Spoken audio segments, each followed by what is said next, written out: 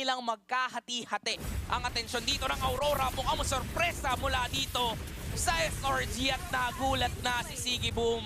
Innocent will secure the kill at hindi lang kill, pati yung Tori at objective makukuha nila kasi si Yums at Cram nasa kanila din yung atensyon ng ibang tropa mula sa Aurora. Sino naman yung nanggugulo ngayon? Sino na nagiging target ni si Kaiza na ng mabilisan? Meron pang minions na maparating doon sa bottom at gitna ng mapa. Another Sipa mula kay Yums at DNC. Yung target. Uy! Kaso ka lang sino sinabura sa mga members ng Aurora Gaming. Si Kais? Si Kais, siya naman yung hahabulin. Hinahampas-sampas at sinasampal muli ni Siggy Aray! Boom. May ipit sa gitna. Oh my Kaso God! si Rosa pa ang nawala. May penalty zone na gagamitin. Ngayon yung counter kay si Kais ay tutumba. Ngayon, humahabol. Nandyan yung Jet Kondo mula kay Yums. Buhay pa rin. At hindi mamamatay. Storm is gonna go down. Hahabol ang Aurora. Pero si Cram, siya yung nananatiling gate. Siya yung hindi mapasok ng mga members ng SRG. At itutuloy yung paghahabol pero pipigilan lang ni Siggy Boom. Teka lang. Yung kabuang mapa, si Cram ang kanilang nakita. Susubukan i-burst down yung Esmeralda na kanina pa nangungunan sa mga members ng Aurora. Yan pa yung damage.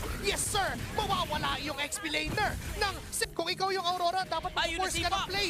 Yun yung sipang sinasabi. May AOG na counter-engage. Then si Innocent, Oh my gagawa God. ng mission para tapusin ang buhay ni DNC. Ngayon nahabol sila sa likod. Si Kaiza Rosa. si Gram, hindi na makatakas pa si Rosa. Bigla pa sumama si Innocent. Ngayon yung dalawa ay tuloy-tuloy na binanatan nila at tutumba si Bago. Si Lunara isusunod na rin yata. Pero si Yums, muntik-muntik ang mamatay doon. May flicker at biglang lumigo kay Stormy pero may mga minions na kasama ang SRG and we will have our game